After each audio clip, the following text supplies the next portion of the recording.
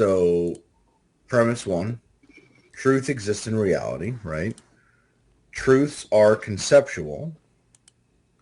Concepts are mental things. Mental things are grounded in minds. Conclusion one, therefore truths are grounded in minds. Can we agree with this first part of the argument? Let me see. Truth exists in reality. Truths are conceptual. Salam and peace. Welcome to Dawah, dude. Today I'm going to share with you a great argument made by brother Khalil of EA Dawah. This is really a convincing argument, and those who are atheists or agnostic, I think I would suggest that listen to this argument, and they will have to change their position. And this is a very sound argument. So let's play it. And if you have not subscribed to my channel, Dawah Dude, please do subscribe, share, and like, and leave your comment. And also, for our polish your Dawah Jam, this is a good argument. And for people who are interested in doing Dawah, so I think that they should memorize this argument or understand this argument for their future Dawah activities. Slide right here.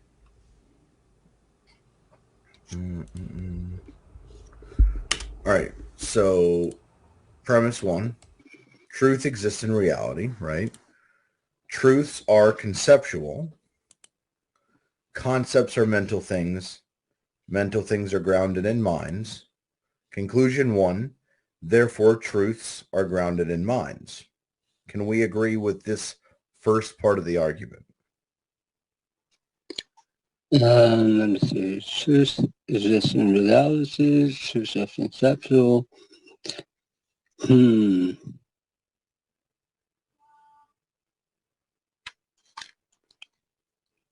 Truths are mental things.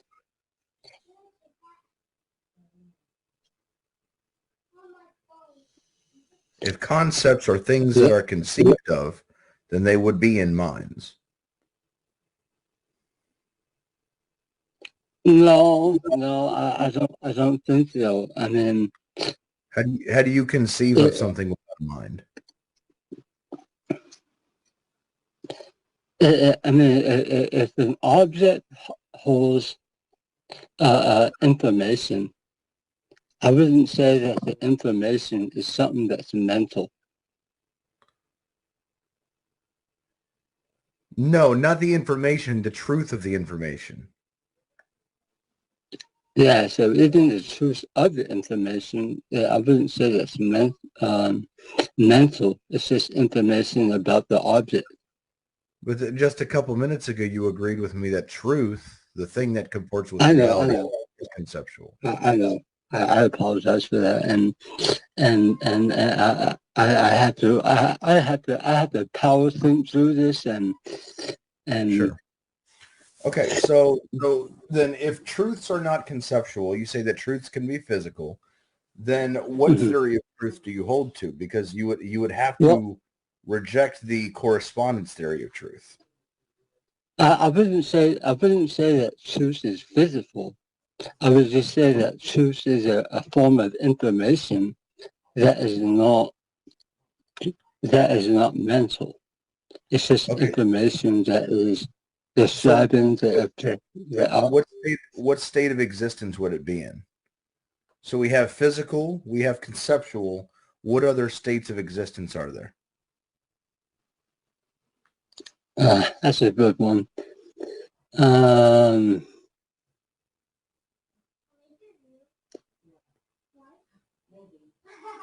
Yeah, that's true.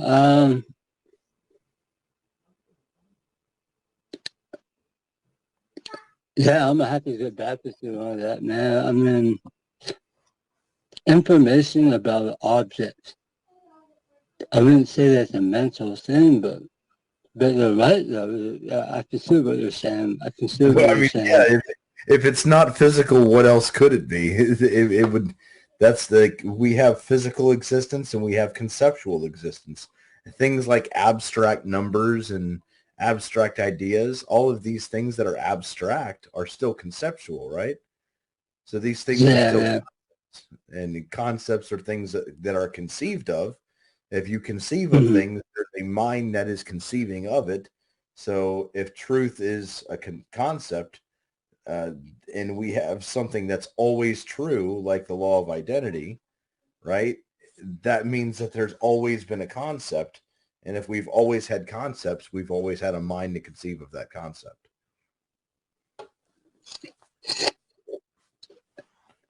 And if you're to disagree with that, it just goes back to asking the question, is there a third state of existence other than physical and conceptual? Yeah. I guess I jumped on too early, because I was trying to formulate a good argument to present myself, and I'm not really sure where I'm at right now. Okay. So let's just do this. Let's just hypothetically do this, and then we'll move on to the iron thing, right? So let's just say for conversation's sake that we would say, okay, yeah, there's only two types of existence, right? States of existence. That's physical existence and conceptual existence. Say we agree upon that, right? And that truths or truths would be a conceptual thing. Would this logically follow right here?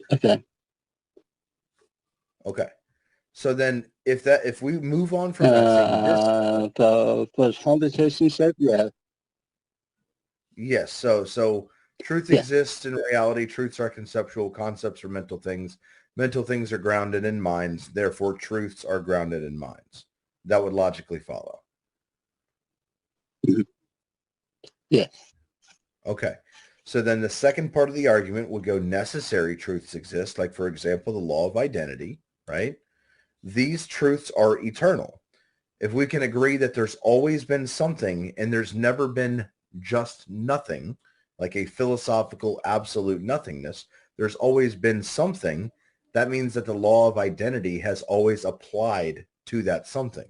If something has existed eternally, then the law of identity is an eternal necessary truth. Can we agree on that?